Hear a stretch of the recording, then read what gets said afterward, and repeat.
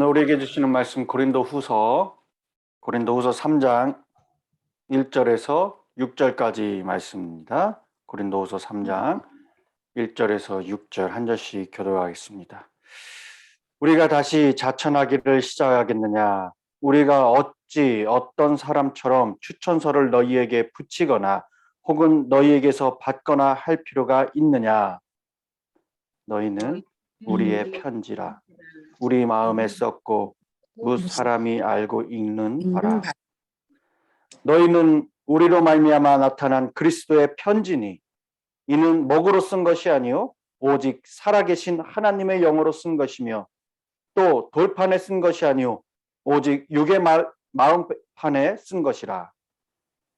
우리가 그리스도로 말미암아 하나님을 향하여 이 같은 확신이 있으니 우리가 무슨 일이든 우리에게서 난 것 같이 스스로 만족할 것이 아니니 우리의 만족은 오직 하나님으로부터 나느니라.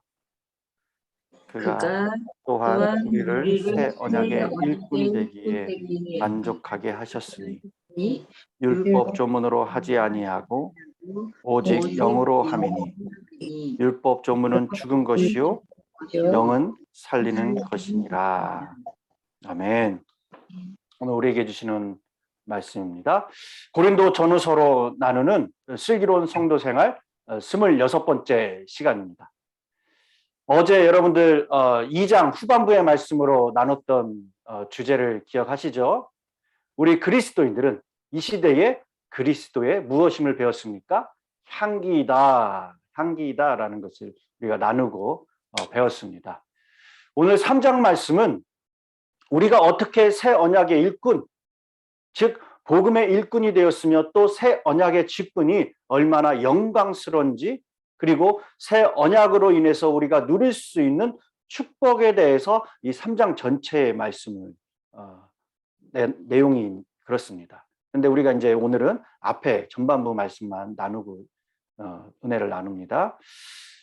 우리 믿는 사람들은 예수님을 믿음으로 어떻게 되었습니까?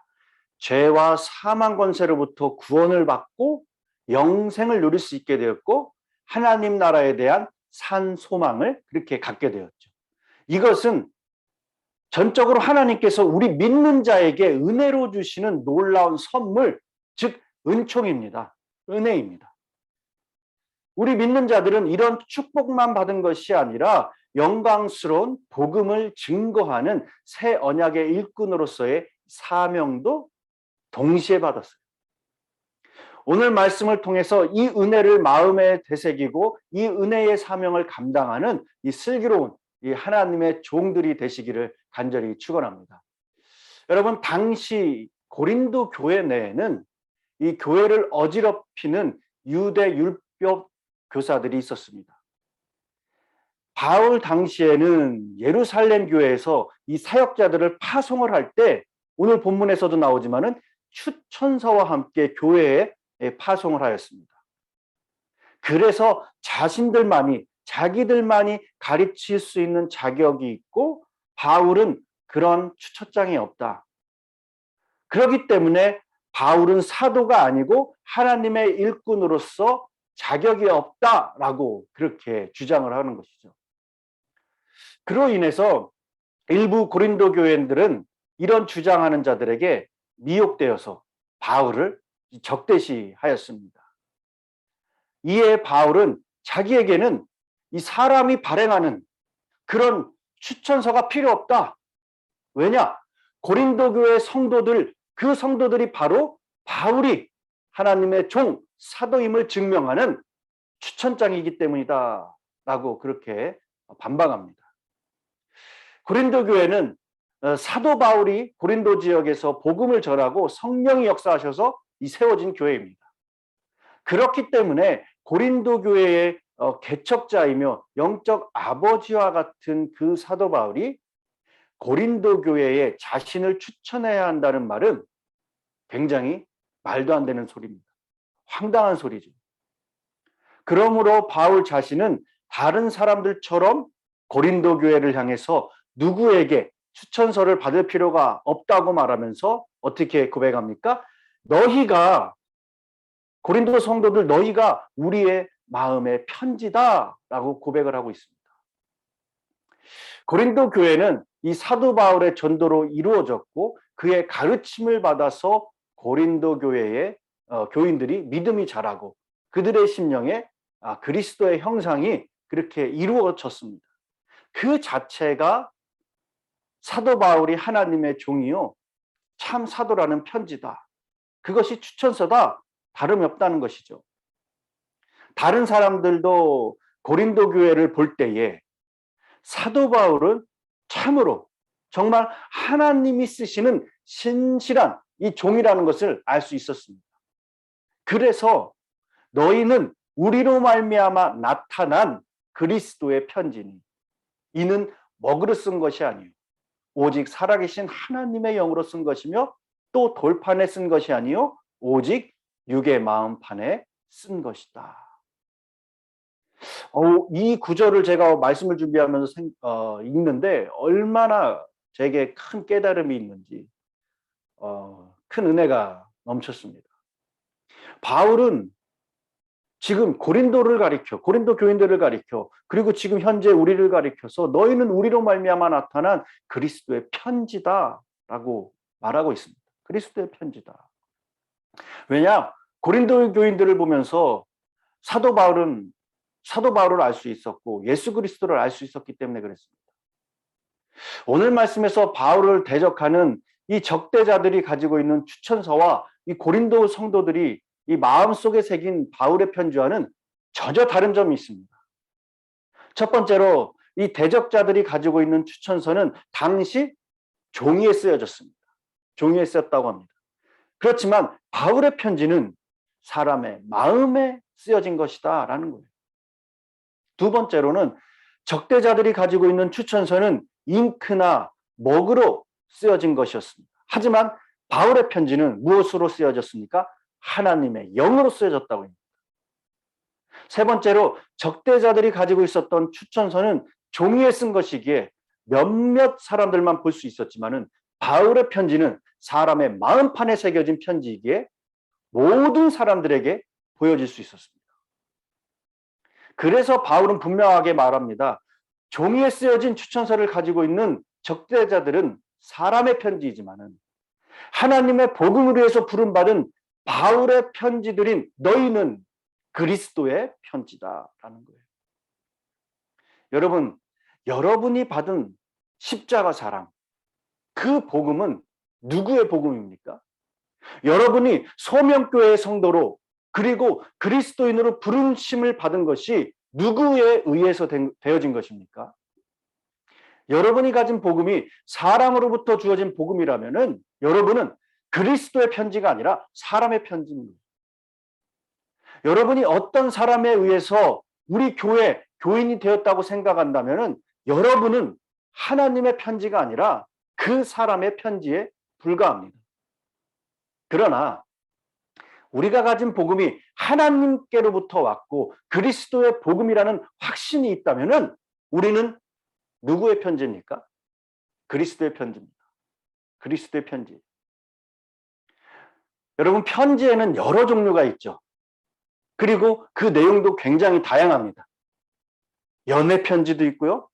뭐 옛날에 위문 편지도 있고 또 감사의 내용을 담은 감사 편지.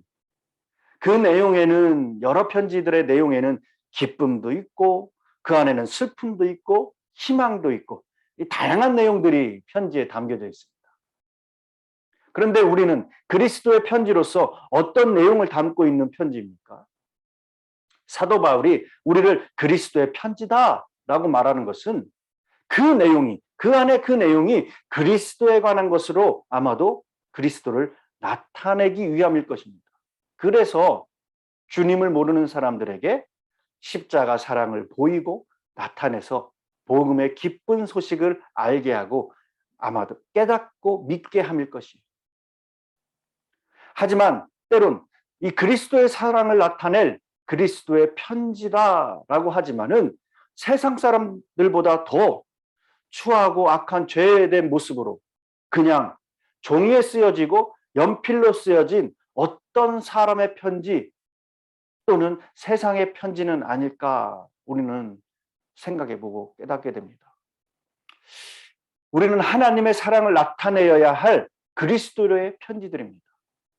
세상 사람들이 우리의 삶에서 하나님의 사랑이 읽혀질 수 있도록 그들 앞에 공개된 하나님의 연애 편지가 되어야 된다는 거예요. 우리가 잘 알고 있는 종교개혁자 마틴 루터는 이런 말을 했습니다.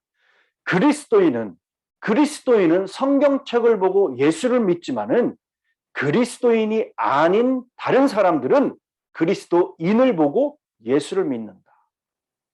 즉 우리를 보고 예수를 믿는다는 거예요. 이처럼 우리는 성경에 하나님의 연애 편지가 담겨져 있다는 사실을 우리 잘 알고 있습니다. 하나님의 사랑이 우리가 성경을 통해서 우리는 읽고 그것 가운데 깨닫게 되죠. 그러나 성경을 알지 못하는 세상 사람들은 그리스도의 편지인 우리를 통해서 그리스도인을 통해서 하나님을 알아가고 하나님의 사랑을 발견하게 된다는 거예요.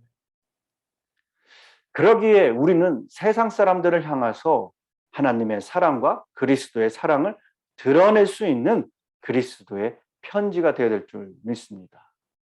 그래서 우리의 삶으로, 우리의 성품으로, 우리의 습관이나 언어와 행동으로 하나님의 사랑과 십자가 사랑을 보여야 될 줄 믿습니다.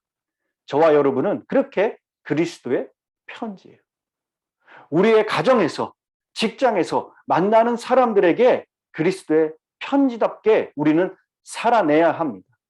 그리고 그것이 모든 사람들에게 하나님의 사랑이 읽혀져야 된다는 거예요. 제가 좋아하는 한국 TV 프로그램이 있습니다. 그 진품명품이라는 프로그램인데요. 굉장히 장수 프로그램입니다. 아직도 하고 있더라고요. 골동품을 감정하는 프로그램입니다. 한 번은 어느 노 신사분께서 100년 전 편지를 한 장 의뢰했습니다. 굉장히 오래됐더라고요. 굉장히 낡았습니다. 근데 이 내용도 별로 없고 이렇게 수신인이나 발신인이 그렇게 유명한 사람도 아닌 평범한 사람이었습니다. 그래서 이 비전문가로 나온 게스트들이 예상 금액을 이제 적습니다. 그런데 그냥 사람들이 별거 아닌 것 같다 생각하고 게스트들은 10만 원 또한 한 30만 원, 높게는 한 30만 원 정도까지 이 책정을 하더라고요. 그 이어서 이제 전문 이 감정이사들이 나와서 감정을 합니다. 그런데 감정가가 무려 편지 한 장에 2,300만 원이 나온 거예요. 2,300만 원. 깜짝 놀랐죠. 게스트들이 물었습니다. 이렇게 높은 감정가가 나온 이유가 무엇입니까? 그렇게 얘기했어요. 그랬더니 전문 감정사가 말하기를 이 편지 자체만으로는 값이 얼마 나가지 않습니다. 그러나 여기에 찍힌 소인 때문에 값이 많이 나가는 것입니다. 그렇게 얘기하는 거예요. 소인이 무엇입니까? 거기 편지 봉투에 찍힌 그 도장을 이야기하죠. 여러분, 우리도 마찬가지예요. 예수 안에 있는 우리의 영혼이 왜 귀중합니까? 왜 우리 인생이 값진 인생이 되었습니까? 그것은 그리스도의 피로 우리를 인쳐주셨기 때문에 그렇습니다. 소인이라는 것은 그 값을 지불했다라는 뜻이 바로 편지 봉투에 찍힌 소인이라고 합니다. 그렇게 우리를 그리스도의 피로 사신 거예요. 이렇게 우리에게 그리스도의 흔적이 있기에 우리는 귀한 겁니다. 그래서 향기가 되어야 하고 그리스도의 소인이 찍힌 편지가 되어야 된다는 사실입니다. 우리가 세상에 향해 그리스도의 편지로 나아갈 때 그리스도께서 우리의 몸에 그리스도의 피의 흔적이 있기에 사도 바울은 이렇게 고백을 했습니다. 갈라디아서 6장 17절에 내 몸에 예수의 흔적을 가졌노라. 내 몸에 예수의 흔적을 가졌노라. 여러분 몸에 예수의 향기가 있습니다. 예수의 복음을 담고 있습니다. 예수의 편지예요. 여러분, 우리의 몸에 그렇게 예수의 피로 새겨진 소인이 있습니다. 예수의 흔적. 그 예수의 흔적이 새겨진 편지이기에 아무것도 아닌 우리의 영혼이 존귀한 존재가 된 거예요. 오늘 본문은 우리에게 말씀합니다. 너희는 그리스도의 편지라. 그렇습니다. 우리는 그리스도의 편지들, 하나님의 영으로 우리의 마음에 써서 세상에 보내주신 편지들이라는 거예요. 그 편지에 예수 그리스도를 통하여 드러난 하나님의 크신 사랑의 러브 스토리가 있어요. 그러기에 우리는 우리의 모습을 통해서 그리스도의 사랑을 전하는 사람들이 되어야 될 줄 믿습니다. 여러분, 편지는 소식을 전하거나 어떠한 이 발신자의 생각을 나눌 수 있는 통신 수단의 하나입니다. 그런데 그 바울은 본문에서 성도를 가리켜 그리스도의 편지다라고 합니다. 그것은 성도가 그리스도의 모든 것을 소유하고 있기 때문에 그렇습니다. 그러므로 아까도 말씀드렸지만 세상 사람들은 성도들을 보고 그리스도를 평가하게 됩니다. 그들이 예수를 볼 수 없으니 그리스도의 편지된 성도를 보고 평가하는 것은 당연합니다. 따라서 성도의 행실이 옳고 깨끗하면은 그리스도의 이름이 높아지는 것이요, 그렇지 못하면은 그리스도의 영광을 가리워지게 됩니다. 세상 사람들이 그리스도의 편지인 우리를 보고 그리스도를 평가한다는 것은 참으로 우리에게 큰 사명과 큰 책임이 있다는 것을 가르쳐주고 있습니다. 여러분이 바로 제가 바로 그리스도의 추천장이요, 편지라는 것을 잊지 마시기 바랍니다. 너희는 그리스도의 편지니 먹으로 쓴 것이 아니요 살아계신 하나님의 영으로 쓴 것이며 돌판에 새긴 것이 아니라 마음판에 새긴 것이니라. 기도하겠습니다. 사랑의 하나님, 감사합니다. 오늘 말씀으로 하루를 시작하게 하여 주시고 그 말씀으로 우리의 신앙과 삶을 비춰주셔서 천국을 향해 나가게 하신 그 은혜에 감사드립니다. 주님, 죽을 수밖에 없는 저희들을 주님의 권능과 은혜로 택하여 주셔서 사망의 권사에서 벗어나 영원한 생명의 삶을 살게 하시니 또한 감사드립니다. 주님께서 허락하신 하나님 나라를 마음판에 새기고 하나님 나라를 전해야 하는 사람들에게 온전한 언행과 성품으로 하나님 나라를 증거하며 그리스도를 드러내는 향기와 편지로 새 언약의 일꾼이 되어서 큰 축복의 통로로 쓰임받는 우리 모두가 되게 하여 주시옵소서. 한 주간의 분주함을 내려놓고 기도의 자리로 나아갑니다. 저희들 또한 주의 날을 기대합니다. 다 같이 기쁨으로 모여 주님 앞에 영광 돌리며 우리가 하나님의 그 임재를 경험할 수 있는 또한 예배가 될 수 있도록 축복하여 주시옵소서. 감사드리며 예수님의 이름으로 기도드렸습니다. 아멘. 오늘 말씀을 생각하시면서 다 같이 기도의 자리로 나아가겠습니다. 기도합니다.